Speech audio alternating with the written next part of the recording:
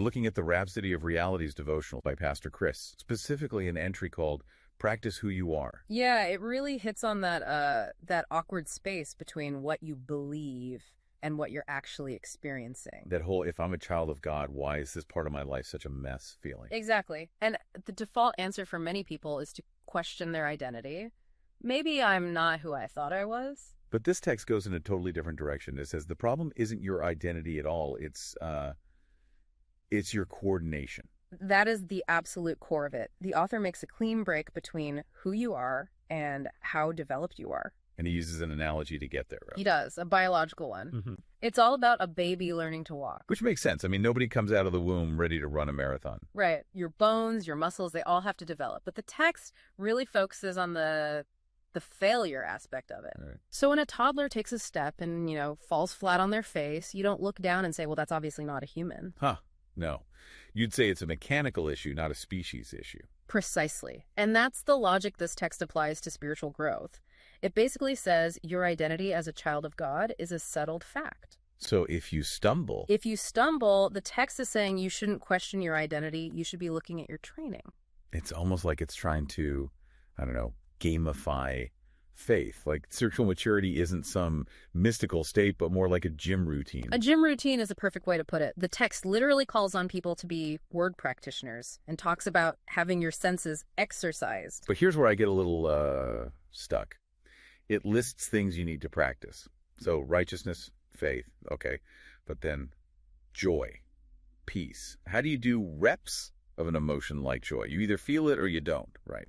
And that's a fair question. The source seems to frame them less as moods and more as trainable skills. Yeah. It argues you have to deliberately act them out to master them. Act them out. Yeah, and there's a cognitive reason for this, which the text gets into with the whole mirror paradox from the book of James. The man who sees his face in a mirror and then immediately forgets what he looks like. It sounds totally absurd, but think about it as a kind of, let's call it identity drift. Identity drift, okay. The idea is that without action, without doing something, the mind just sort of dumps the information.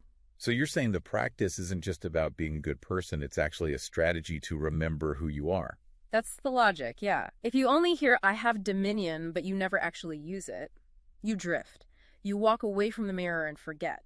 The doer remembers because the action is constantly reinforcing the identity. Okay, so you put in the work, you do the reps. What's the payoff? Unconscious competence. The text claims that eventually things like victory, health, wisdom, they all become, and this is a direct quote, as natural to you as breathing.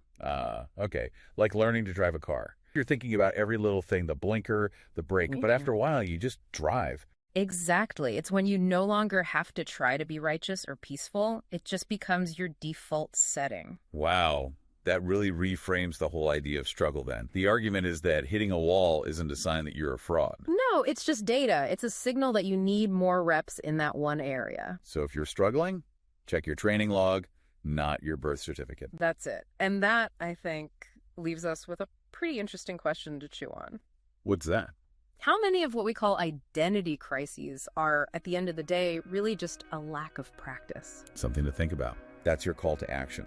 You can find more information on this source material, The Rhapsody of Realities by Pastor Chris, on their website, www.rhapsodyofrealities.org. We'll catch you next time.